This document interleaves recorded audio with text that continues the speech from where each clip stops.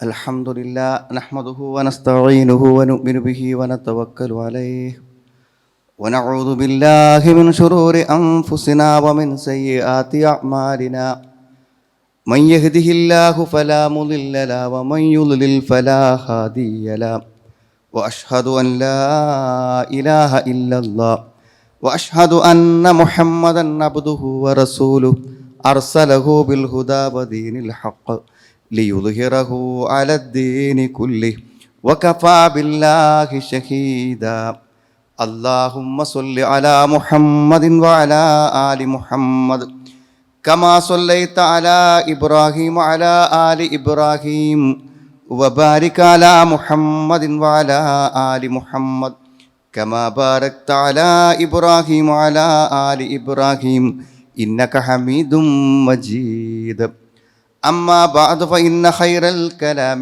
كلام الله وخير الحديث كتاب الله وخير الهدي هدي محمد صلى الله عليه وسلم وشر الأمور محدثاتها وكل محدثة بدعة وكل بدعة ضلالة أعوذ بالله من الشيطان الرجيم بسم الله الرحمن الرحيم يا أيها الذين آمنوا اتقوا الله حق تقاته ولا تموتن إلا وأنتم مسلمون يا أيها الناس اتقوا ربكم الذي خلقكم من نفس واحدة وخلق منها زوجها وبث منهما رجالا كثيرا ونساء واتقوا الله الذي تساءلون به والأرحام إن الله كان عليكم رقيبا يا أيها الذين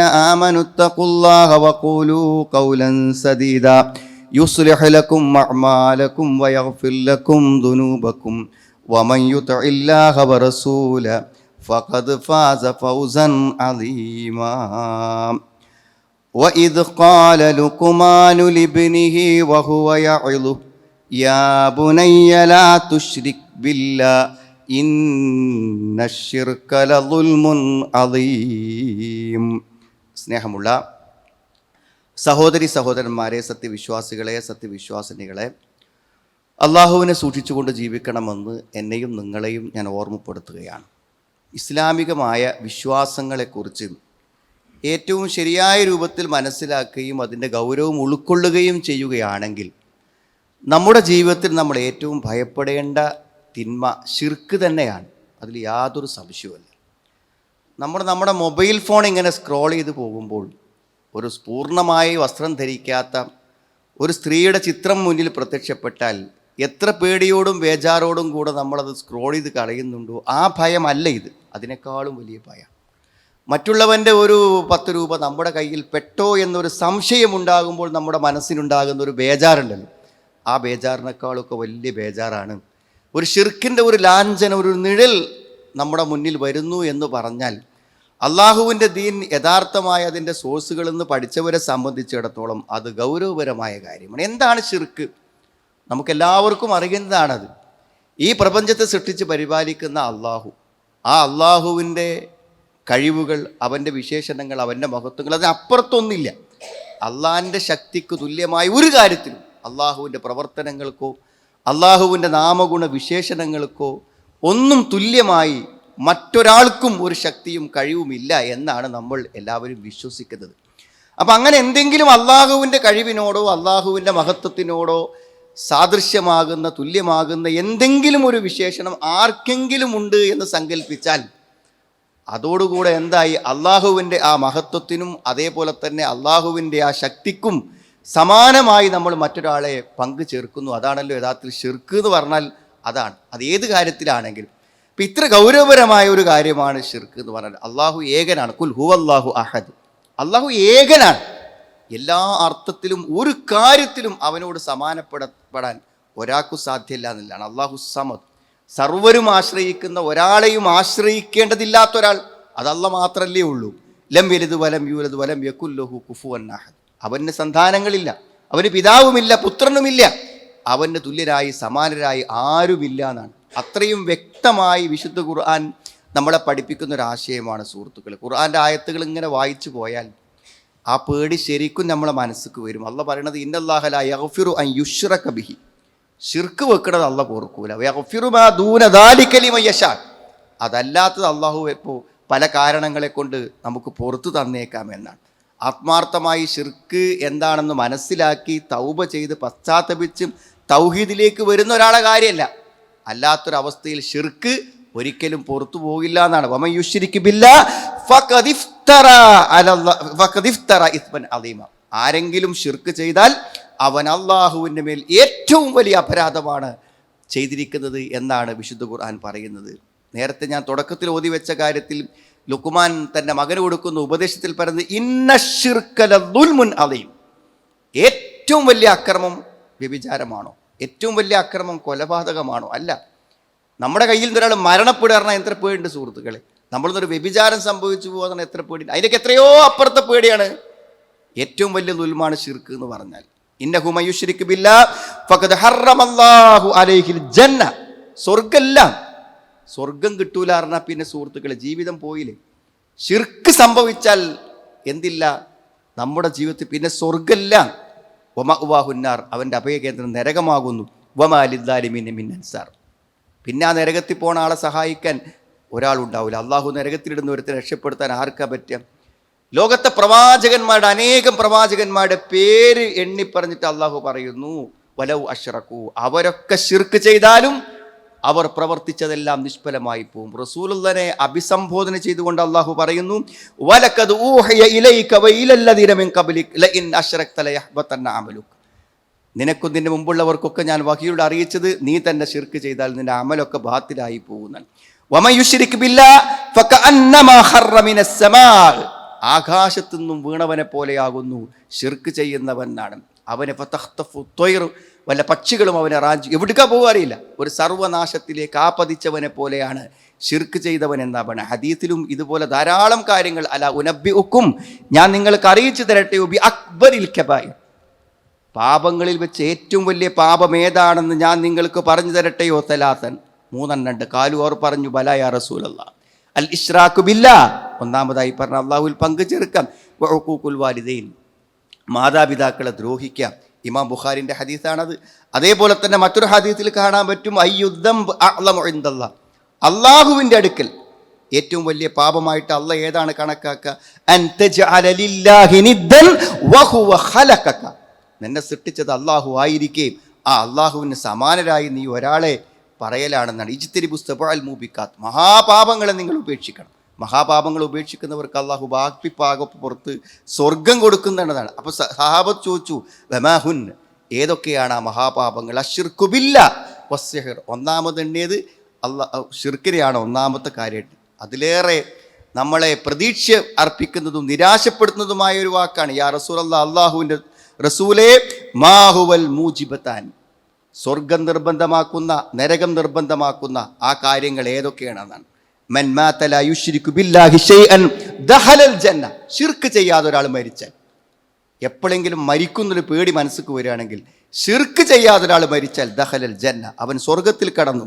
വമൻ മാത യുശ്രികു ബില്ലാഹ്, ആരെങ്കിലും അള്ളാഹുവിൽ പങ്കു ചേർത്താൽ, എന്തെങ്കിലും പങ്കു ചേർത്താൽ ഷൈഅൻ ദഖലൻ നാർ, അവൻ നരകത്തിൽ പ്രവേശിച്ചു എന്നാണ്. അവൻ നിസ്കരിച്ചോ നോമ്പോറ്റോ കർമ്മങ്ങൾ ചെയ്തോ അതൊന്നും അവിടെ പരിഗണിക്കുന്ന കാര്യമല്ല. ഇന്ന അഖ്വഫ മാ അഖാഫു അലൈക്കും അശ്ശിർക്കുൽ അസ്ഗർ, ചെറിയ ശിർക്ക് പോലും ഞാൻ നിങ്ങളിൽ ഏറ്റവും വലിയതായി ഭയപ്പെടുന്നു. എന്തിനാ സഹോദരങ്ങൾ ഇത് പറഞ്ഞു എന്നറിയങ്ങൾ? ഇപ്പോൾ നമ്മുടെ ഇസ്ലാമികമല്ലാത്ത മറ്റു മതങ്ങളെല്ലാം ബഹുദൈവ വിശ്വാസങ്ങളിൽ അധിഷ്ഠിതമാണ്, നമുക്ക് എല്ലാവർക്കും അറിയാൻ പറ്റും. അള്ളാഹുവിൻ്റെ പുത്രന്മാരുണ്ടെന്ന് വിശ്വസിക്കുന്ന ആളുകളാണ് ക്രിസ്തീയ സഹോദരങ്ങൾ. അതേപോലെ തന്നെ അനേകം ദേവന്മാരെയും ദേവിമാരെയും ദൈവങ്ങളെയും സങ്കല്പിക്കുന്നവരാണ് മറ്റുള്ള ഭൂരിപക്ഷ മതവിഭാഗത്തിൻ്റെ ആളുകൾ. അപ്പോൾ നമ്മൾ ആലോചിച്ച് നോക്കും, നിങ്ങൾ അവിടെ വിശ്വാസ ആചാരങ്ങളും കർമ്മങ്ങളിലും ഒക്കെ നമ്മൾ ഏത് സാഹചര്യത്തിലായാലും പങ്കെടുക്കുമ്പോഴൊക്കെ നമ്മളൊക്കെ ശ്രദ്ധിക്കുന്ന കാര്യമാണ് എന്തോ ഒരു ശിർക്ക് വന്നു പോകും. അവിടെ വിശ്വാസത്തിൻ്റെ ഭാഗമാകരുത് എന്ന് നമ്മൾ ആലോചിക്കുന്നതല്ലേ. നമ്മളിപ്പോൾ സാധാരണ മുസ്ലിങ്ങളോ അമുസ്ലിങ്ങളൊക്കെ ഒന്നിച്ച് താമസിക്കുന്ന ആൾക്കാരാണ്. അപ്പോൾ നമ്മൾ എവിടെയെങ്കിലും വീട് പൂട്ടി പോവുകയാണെങ്കിൽ നമ്മുടെ വീടിൻ്റെ താക്കോൽ ആഭരണങ്ങളും പണങ്ങളൊക്കെ സൂക്ഷിക്കുന്ന വീടിൻ്റെ താക്കോൽ അയൽപക്കത്തെ അമുസ്ലിമായ സുഹൃത്തിൻ്റെ വീട്ടിൽ ഏൽപ്പിക്കാൻ നമുക്കൊരു പേടിയില്ല.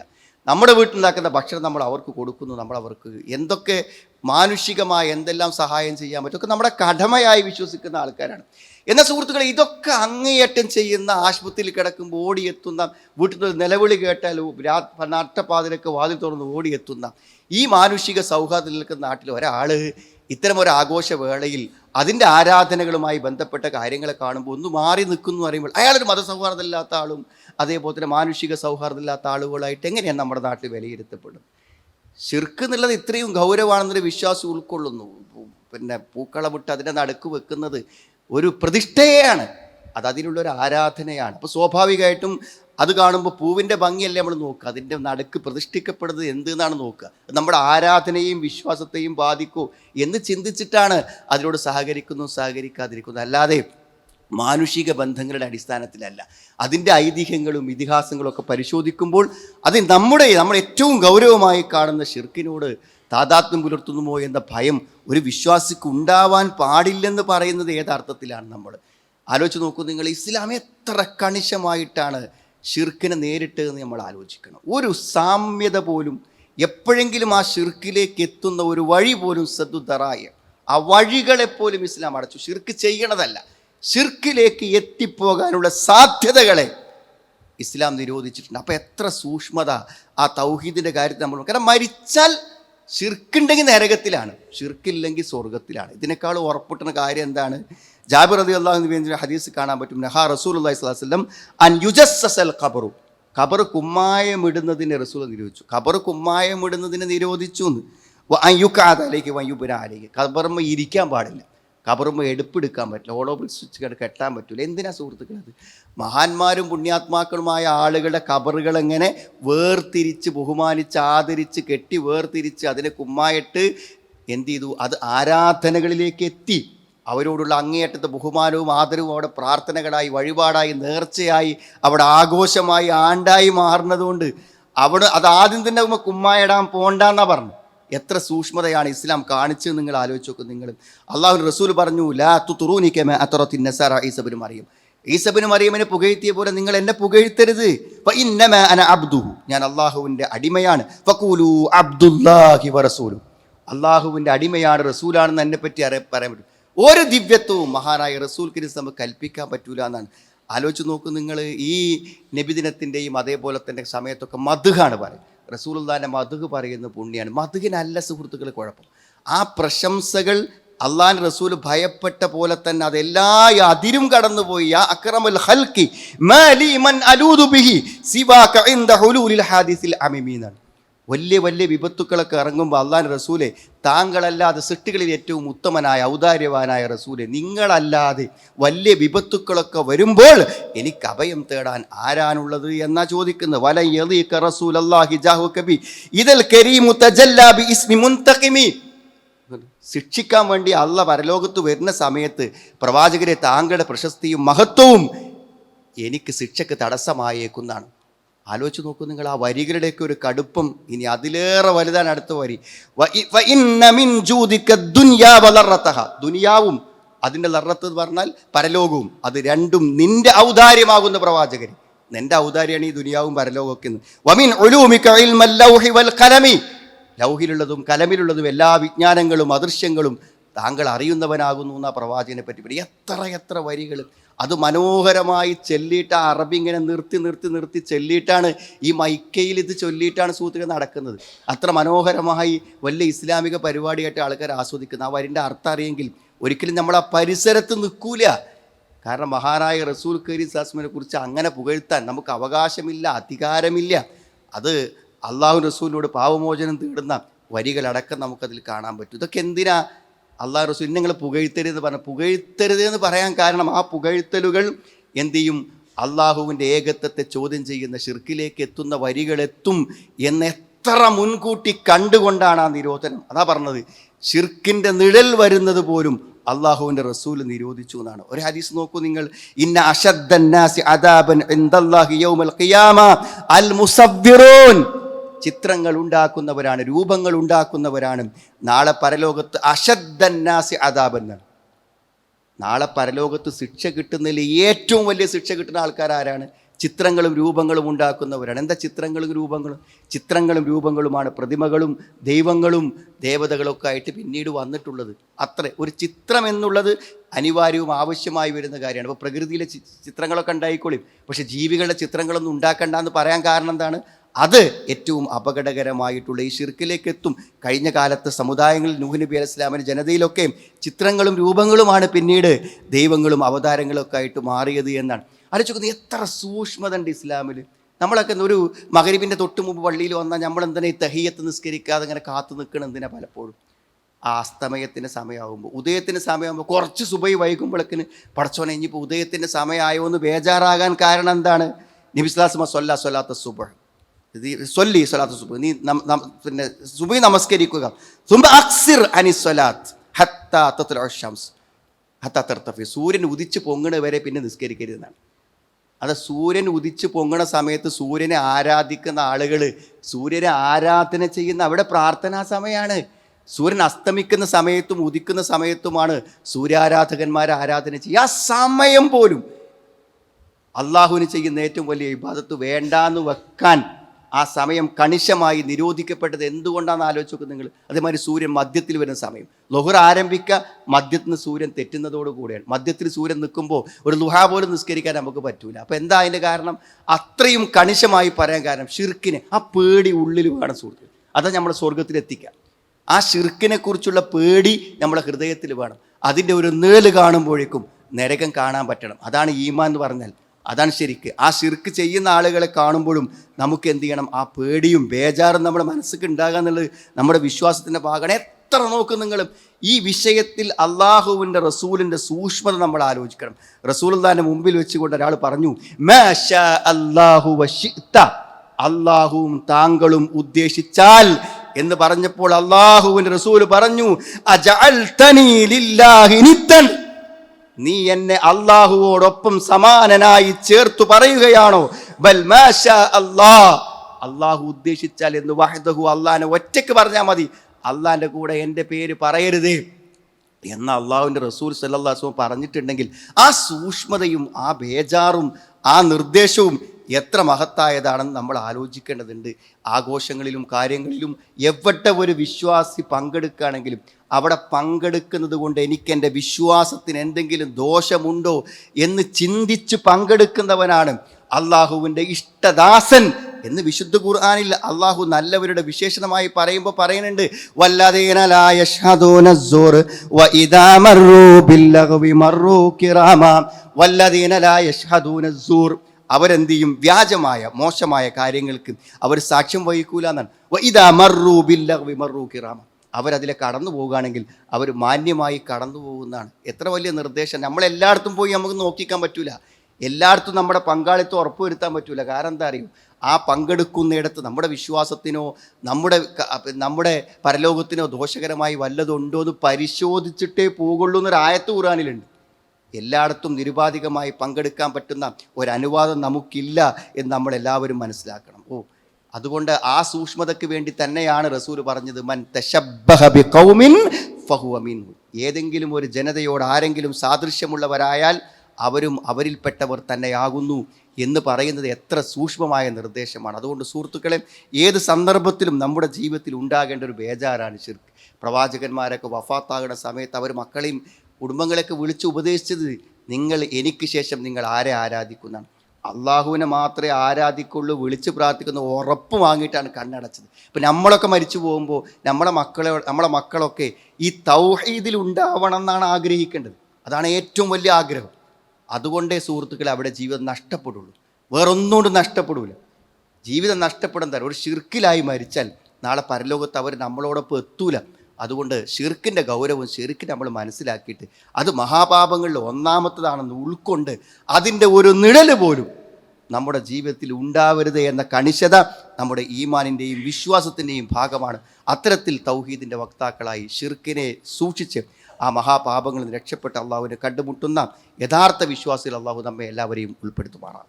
അൽഹംദുലില്ലാഹ് ഹംദൻ കസീറൻ ത്വയ്യിബൻ ബാറകൻ ഫീഹി അല്ലാഹുമ്മ സ്വല്ലി അലാ മുഹമ്മദിൻ വഅലാ ആലി മുഹമ്മദ്. ഒരിക്കൽ കൂടെ അള്ളാഹുവിനെ സൂക്ഷിച്ച് ജീവിക്കണമെന്ന് എന്നെയും നിങ്ങളെയും ഞാൻ ഓർമ്മപ്പെടുത്തുകയാണ്. അള്ളാഹുവിൻ്റെ റസൂൽ സല്ലല്ലാഹു അലൈഹി വസല്ലമ നമ്മളെ പഠിപ്പിച്ച ഒരു പ്രാർത്ഥനയാണ് അല്ലാഹുമ്മ ഇന്നി അഊദു ബിക അൻ ഉശ്രിക ബിക ഷൈഅൻ വ അന അഅലം.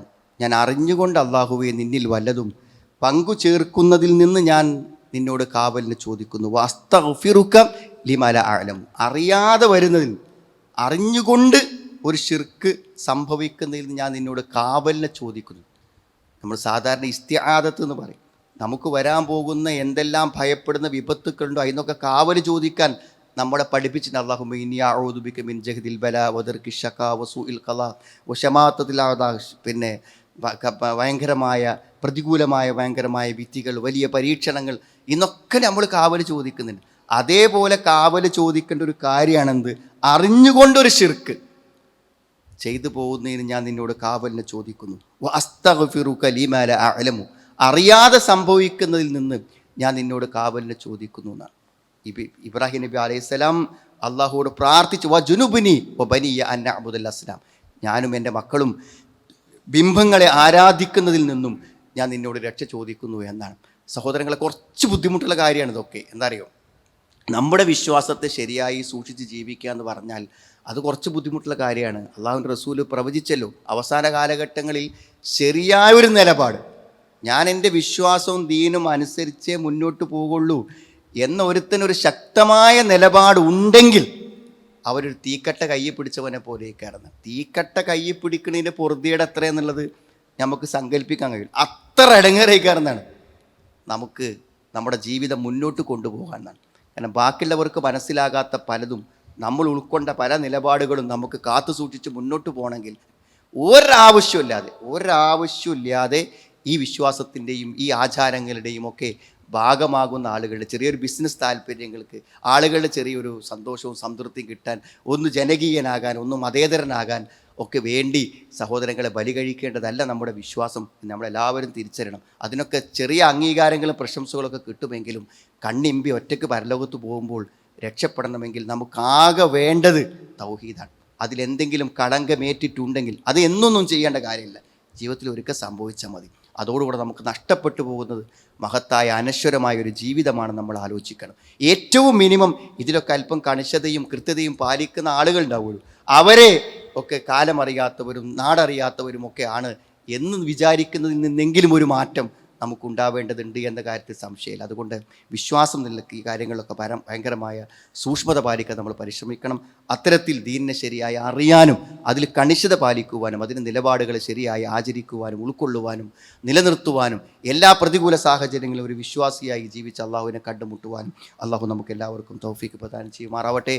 അള്ളാഹു ഞങ്ങളിൽ നിന്ന് വന്നുപോയ തെറ്റുകളെ കുറ്റങ്ങളെ ഞങ്ങൾക്കിത് പുറത്ത് മാപ്പാക്കി തരണം റഹ്മാനെ. നമ്മുടെ ഒരു സഹോദരൻ നമ്മുടെ പള്ളിയുമായി ബന്ധപ്പെടുന്ന നമ്മുടെ മദ്രസയിലെ കുട്ടിയുടെ രക്ഷിതാവൊക്കെ ആയിട്ടുള്ള ആകസ്മികമായി അടുത്ത ദിവസം മരണപ്പെട്ടിരുന്നു. അള്ളാഹു അദ്ദേഹത്തിൻ്റെ കബറുകളെ അള്ളാഹു നീ വിശാലമാക്കി കൊടുക്കണം റഹ്മാനെ. അദ്ദേഹത്തിൻ്റെ കുടുംബത്തിന് സമാധാനവും സന്തോഷവും നീ പ്രദാനം ചെയ്യണം റഹ്മാനെ. നമ്മുടെ പല സഹോദരങ്ങളും അപകടത്തിൽ നമ്മുടെ ഒരു കുട്ടി മരണപ്പെട്ടിട്ടുണ്ട് ഈ കഴിഞ്ഞ ദിവസം. അവൻ്റെ പരലോകത്തെയും അള്ളാഹു നീ സൗഭാഗ്യമാക്കി കൊടുക്കണം റഹ്മാനെ. അവിടെ മാതാപിതാക്കൾക്ക് നീ സമാധാനവും സന്തോഷവും പ്രദാനം ചെയ്യണം റഹ്മാനെ. അള്ളാഹു ഞങ്ങളിൽ നിന്ന് വന്നുപോയ തെറ്റുകളെ കുറ്റങ്ങളെ ഞങ്ങൾക്ക് നീ പുറത്തു മാപ്പാക്കി തന്നെ റഹ്മാനെ. അള്ളാഹു നീ ഏറ്റവും വെറുക്കുന്ന ഏറ്റവും ഗുരുതരമായിട്ടുള്ള ശിർക്കിൽ നിന്ന് നീ ഞങ്ങൾക്ക് കാവൽ പ്രദാനം ചെയ്യണം റഹ്മാനെ. തൗഹീദോടുകൂടെ നിന്നെ കണ്ടുമുട്ടുന്ന യഥാർത്ഥ വിശ്വാസികളെ ഞങ്ങൾ ഉൾപ്പെടുത്തണം റഹ്മാനെ. അല്ലാഹുമ്മ ഫിൽ മുഅ്മിനീന വൽ മുഅ്മിനാത്ത് റബ്ബന സ്രിഫ് അന്നാ അദാബ ജഹന്നം ഇന്ന അദാബഹാ കാന ഗറാമ ഇന്നഹാ സാഅത് മുസ്തഖറൻ വ മുഖാമ റബ്ബന ഹബ് ലനാ മിൻ അസ്വാജിനാ വ ദുർരിയാതിനാ ഖുറത അയുൻ വജഅൽനാ ലിൽ മുത്തഖീന ഇമാമ റബ്ബന തഖബ്ബൽ മിന്നാ ഇന്നക അൻതസ് സമീഉൽ അലീം വതുബ് അലൈനാ ഇന്നക അൻതത് തവ്വാബുർ റഹീം റബ്ബന ആതിനാ ഫിദ് ദുനിയാ ഹസന വഫിൽ ആഖിറതി ഹസനത വഖിനാ അദാബൻ നാർ വൽഹംദുലില്ലാഹി റബ്ബിൽ ആലമീൻ. അല്ലാഹുമ്മ സ്വല്ലി അലാ